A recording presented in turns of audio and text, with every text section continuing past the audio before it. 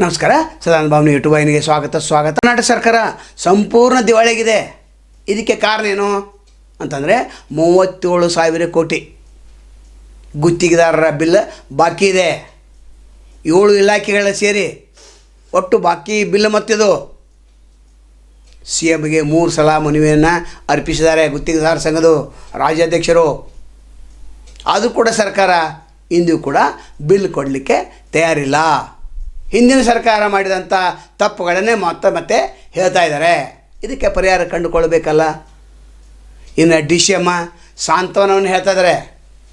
100 ಪುಟಗಳ ಏನು ತಕರಾರು ಅರ್ಜಿ ಇತ್ತು ಅದನ್ನು CM ಕೊಟ್ಟಿದ್ದಾರೆ. ಅದನ್ನು ಓದಿ ನೋಡಬೇಕಾಗಿತ್ತು. ಮಾರ್ಚ್ 6ನೇ ತಾರೀಕಿಗೆ ನಾವು ನಮ್ಮ ಕುಟುಂಬ ಸದಸ್ಯರ ಜೊತೆ ಫ್ರೀಡಮ್ ಪಾರ್ಕ್ನಲ್ಲಿ 25,000 30,000 ಜನ ನಾವು ಧರಣಿ ಸತ್ಯಾಗ್ರಹವನ್ನು ಪ್ರಾರಂಭ ಮಾಡೋರಿದೆ ಅಂತ ಹೇಳಿದ್ದಾರೆ. ಲೋಕೋಪಯೋಗಿಯಲ್ಲಿ ಸ್ವಲ್ಪ ಪೇಮೆಂಟ್ ಆಗ್ತಾಯಿದೆ ಅಂತ ಹೇಳಿದರೂ ಕೂಡ ಅಲ್ಲಿ ಕೂಡ 9,000 ಕೋಟಿ ಅಲ್ಲಿಯೂ ಬಾಕಿ ಬಿಲ್ ಇದೆ. ಒಟ್ಟಾರೆ ಬೆಳಗಾವಿ ಜಿಲ್ಲೆಯಲ್ಲಿ ಬಾಕಿ ಬಿಲ್ ಇರೋದು 3,458 ಕೋಟಿ. ಇದನ್ನ ಯಾರು ಹೇಳಿದರೆ ಜಿಲ್ಲಾಧ್ಯಕ್ಷ ರಾಜು ಪದ್ಮಣ್ಣ ಅವರು ಮತ್ತು ಪ್ರಧಾನ ಕಾರ್ಯದರ್ಶಿ ಚಂದ್ರಶೇಖರ್ ಅವರು ನಿನ್ನೆ ಪತ್ರಿಕಾಗೋಷ್ಠಿಯಲ್ಲಿ ಹೇಳಿದರು. ಸರ್ಕಾರಕ್ಕೆ ನಾಚಿಕೆ ಆಗಬೇಕು. ಯಾವುದಾದ್ರೂ ಒಂದು ಯೋಜನೆ ಬಂದರೆ ಮಾಡಿರಿ ಅಥವಾ ಇವರು ಬಿಲ್ ಪೇಮೆಂಟ್ ಮಾಡಿರಿ. ಹಿಂದಿನ ಸರ್ಕಾರ ತಪ್ಪು ಮಾಡಿದೆ. 6 ತಿಂಗಳ ಚುನಾವಣೆ ಇರುವಂಥ ಹೊತ್ತಿನಲ್ಲಿ ಎಲ್ಲವನ್ನ ಹಾಗೆ ಕೊಟ್ಬಿಟ್ರು. ಟೆಂಡರೆಲ್ಲ ಏನಿಲ್ಲ, ನೀವು ಮಾಡಿರಿ ನಾವಿದ್ದೇವೆ ಮಾಡಿದರು. ಬಿಲ್ ಯಾರು ಕೊಡೋರು? ಇಂದಿಗೂ ಕೂಡ ಅನೇಕ MLAಗಳು ಮಂತ್ರಿಗಳು ನಾನಿದ್ದೇನೆ ನೀವು ಮಾಡಿ ಅಂತ ಹೇಳ್ತಾ ಇದ್ದಾರೆ. ಅಂದರೆ ದೊಡ್ಡ ದೊಡ್ಡ ಕಾರುಗಳಲ್ಲಿ ಅಡ್ಡಾಡ್ತಿರ್ತಕ್ಕಂಥ ಈ ಗುತ್ತಿಗೆದಾರರು ಒಂದು ಅರ್ಧ ಕಪ್ ಚಾಕ್ ಬಿರಿಯಾಗಿದ್ದಾರೆ. ಅವ್ರ ಮನೆ ಪರಿಸ್ಥಿತಿ ನೋಡಬೇಕು, ಅವ್ರು ಕೂತು ಮಾತಾಡೋಂಥ ಪರಿಸ್ಥಿತಿ ನೋಡಬೇಕು. ಯಾವುದೇ ಸರ್ಕಾರ ಬಂದರೆ ಇದೇ ರೀತಿ. ಅದರ ಒಂದು ಮಾತು ಮಾತ್ರ ನಿಜ, 40% ಏನು ಕಮಿಷನ್ ಸರ್ಕಾರ ಅಂತ ಆರೋಪ ಮಾಡಿದರು ಅದು ಸ್ವಲ್ಪ ಹೆಚ್ಚಿದೆ ಅಂತ ಹೇಳಿದ್ದಾರೆ ಅವರು. ಹಿಂದಿನ ಸರ್ಕಾರಕ್ಕಿಂತ ಭ್ರಷ್ಟಾಚಾರ ಇಲ್ಲಿ ಸ್ವಲ್ಪ ಹೆಚ್ಚಿದೆ. ಅದರ ಕಮಿಷನ್ಗೆ ಆಧಾರ ಇಲ್ಲ. ಈಗ ಇರೋದು ಮುಂದೆ ಇರೋದು ಹಿಂದೆ ನಡ್ಕೊಂಡು ಬಂದೈತೆ ಅಂತ ಸದ್ಯ ಜಾರಕಿಹೊಳಿ ಹೇಳ್ತಾರೆ. ಆದರೆ ಇದನ್ನು ಕಡಿಮೆ ಮಾಡ್ತೇವೆ ಅಂತ ಯಾರು ಹೇಳಾಗ್ತಾ ಇರಲ್ಲ. ಹಿಂದಿನ ಸರ್ಕಾರ 40% ಕಮಿಷನ್ ಸರ್ಕಾರ ಇತ್ತು, ನೀವು 30% ಮಾಡಬೇಕಾಗಿತ್ತು. ನೀವಿಲ್ಲ. ಗುತ್ತಿಗೆ ಸಂಘದ ಅಧ್ಯಕ್ಷನೇ ಹೇಳ್ತಾರೆ ಹಿಂದಿನ ಸರ್ಕಾರಕ್ಕಿಂತ ಈ ಸರ್ಕಾರದಲ್ಲಿ ಹೆಚ್ಚು ಪರ್ಸೆಂಟೇಜ್ ಕೊಡಬೇಕಾಗಿದೆ. ಇನ್ನು ವಿಶೇಷ ಪ್ಯಾಕೇಜ್ ಅದನ್ನ ಯಾಕೆ ತೆಗೆದಂದ್ರೆ ಕಮಿಷನ್ ಸಲ ತೆಗೆದರು.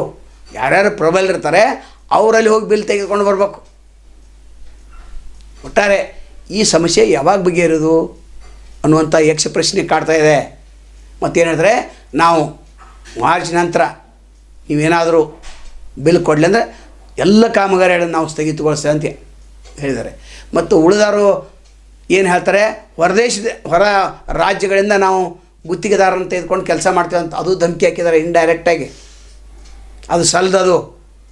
ಈಗಾಗಲೇ ನಮ್ಗೆ ಗೊತ್ತಿದೆ ಹೊರ ಏನು ಗುತ್ತಿಗೆದಾರ ಅವರಿಗೂ ಸಹಿತ ನೀವು ಸಾಕಷ್ಟು ಪ್ರಮಾಣದಲ್ಲಿ ಕೊಡ್ತಾಯಿದ್ರಿ. ಸ್ಥಳೀಯ ಗುತ್ತಿಗೆದಾರರಿಗೆ ಇಲ್ಲ. MLAಗಳಾಗಲಿ MP ಗಳಾಗಲಿ ಮಿನಿಸ್ಟರ್ಗಳಾಗಲಿ ನೀವು ಹೊರ ರಾಜ್ಯದ ಗುತ್ತಿಗೆದಾರನ ತಂದು ಇಲ್ಲಿ ಮಾಡ್ತಾಯಿದ್ರಿ. ಯಾಕಂದ್ರೆ ಉದುರಿ ನಿಲ್ತಾರೆ ಅವರು. 10,000 ಕೋಟಿ 20,000 ಕೋಟಿ ಉದುರಿ ನಿಲ್ತಾರೆ. ಈಗ NH ಚೌಗಲೆ ಅಂತವರು ಬೆಳಗಾವದಲ್ಲಿ ಅವರು ಉದುರಿ ನಿಲ್ತಾರೆ. ಯಾರಿಗೇನು ಕೇಳೋಂಗಿಲ್ಲ, ಸಮಾಧಾನದಿಂದ ಇರ್ತಾರೆ. ಸರ್ಕಾರ ಕೆಲಸ ದೇವ್ರ ಕೆಲಸ ಅಂತ ಮಾಡ್ತಾಯಿದ್ದಾರೆ. ಆದರೆ ಉಳಿದ ಗುತ್ತಿಗೆದಾರ ಪರಿಸ್ಥಿತಿ ಏನು? ಅವರು ಕೆಲಸನೂ ಮಾಡಿದ್ದಾರೆ, ಒಂಥರ 3 ವರ್ಷದಿಂದ ಬಿಲ್ ಬಂದಿಲ್ಲ. ಇವು 2.5 ವರ್ಷ ಆಯಿತು, ಅವ್ರದ್ದೊಂದು 6 ತಿಂಗಳಾಯ್ತು. ಹಾಗಾಗಿ ಏನು ಮಾಡಬೇಕು? ಹೆಂಡತಿಯ ಮೈ ಮೇಲಿನ ಬಂಗಾರವನ್ನು ಇಟ್ಟು ಅಡ ಇಟ್ಟು ಸಾಲ ತಂದು ಮಾಡಿದ್ದಾರೆ. ನಿಮಗೆ ಕೊಡಬೇಕು, MB ಬರೆಯೋಂಗೆ ಕೊಡಬೇಕು, WE ಕೊಡಬೇಕು, JE ಕೊಡಬೇಕು, ಸೂಪರಿಂಟೆಂಡೆಂಟ್ ಇಂಜಿನಿಯರ್ ಕೊಡಬೇಕು, ಮಂತ್ರಿ ಕೊಡಬೇಕು, ಲಾಸ್ಟ್ ಮುಖ್ಯಮಂತ್ರಿ ಕಡೆ ಕೊಡಬೇಕು.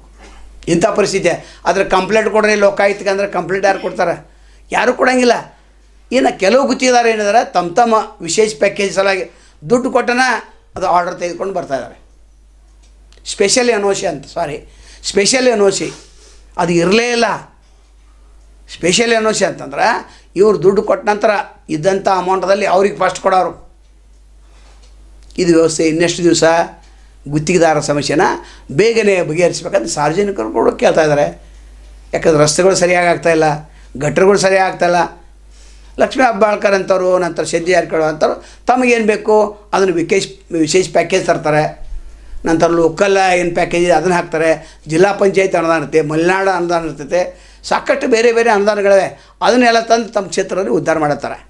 ಅದರ ಉಳಿದ ಕ್ಷೇತ್ರದಲ್ಲಿ ನಂತರ ಲಕ್ಷ್ಮೀ ಹೆಬ್ಬಾಳ್ಕರ್ ಏನು ಗುತ್ತಿಗೆದಾರರ 8 ಮಂದಿ ಗುತ್ತಿಗೆದಾರದ್ದಾರೆ. ನಿರ್ಮಿತಿ ಕೇಂದ್ರ ಕೆಲವೊಂದು ಗುತ್ತಿಗೆಯನ್ನು ಕೊಡ್ತಾಯಿದ್ದಾರೆ. ಅದು 8 ಗುತ್ತಿಗೆದಾರ ಎಲ್ಲರೂ 420 ಇದ್ದಾರೆ. ಎಲ್ಲರೂ 420 ಯಾಕಂತಂದರೆ ಈ ರಾಜಕಾರಣಿಗಳೇ 420 ಇದ್ದಾರೆ. ಅದಕ್ಕೆ ನಾವು 420 ಆಗಬೇಕಾಯ್ತು. ಸರ್ಕಾರದಲ್ಲಿ ಬದುಕಬೇಕಾದ್ರೆ 50% ಕೆಲಸ ಮಾಡಬೇಕು. ಈಗ 4 ಕೋಟಿ ಇತ್ತಂದ್ರೆ 2 ಕೋಟಿನೇ ಮಾಡಬೇಕು. ಅದರ 4 ಕೋಟಿಯಿಂದ 8 ಕೋಟಿಗೆ ಟೆಂಡರ್ ತೆಗೆದಿರ್ತಾರೆ. ಆಶ್ಚರ್ಯ ಅಂತಂದರೆ 4 ಕೋಟಿದು ಡಬಲ್ ಮಾಡಿ ಟೆಂಡರ್ ಪಾಸ್ ಮಾಡಿರ್ತಾರೆ. ಒಟ್ಟು ಅನುದಾನ ಹೆಚ್ಚು ಮಾಡಿರ್ತಾರೆ. ಅಂದರೆ 4 ಕೋಟಿ ಮೇಲೆ ಹೋಯ್ತು. ಈ 4 ಕೋಟಿಯಲ್ಲಿ ಮತ್ತೆ 2 ಕೋಟಿ ಅಧಿಕಾರಿಗಳು ರಾಜಕಾರಣಿ ಎಲ್ಲ, ನಂತರ 2 ಕೋಟಿಯಲ್ಲಿ ಮತ್ತೆ ಇವು ತಿನ್ನಬೇಕಲ್ಲ ಗುತ್ತಿಗೆದಾರ, ಇವು 1 ಕೋಟಿ ಕೆಲಸ ಮಾಡ್ತಾನೆ. ಅಂದರೆ ಹಿಂದೆ ರಾಜೀವ್ ಗಾಂಧಿ ಏನು ಹೇಳಿದ್ರು ಅದು ಭಾಳ ಕರೆಕ್ಟ್ ಇದೆ. ಆದರೆ ಎಷ್ಟು ಪರ್ಸೆಂಟೇಜ್ ಸರ್ಕಾರ ಅಂತ ಹೇಳಲಿಕ್ಕೆ ತಯಾರಿಲ್ಲ. ಉಪಲೋಕಾಯುಕ್ತರು ಒಂದು ಕಡೆ ಹೇಳಿದಾರೆ 65% ಅಂತ. ಅದು ಯಾವ ರೀತಿ ಹೇಳಿದಾರೆ ಗೊತ್ತಿಲ್ಲ. ಇನ್ನು ಸರ್ಕಾರಿ ಆದೇಶಗಳನ್ನು ಪಾಲಿಸ್ತಾರಾ?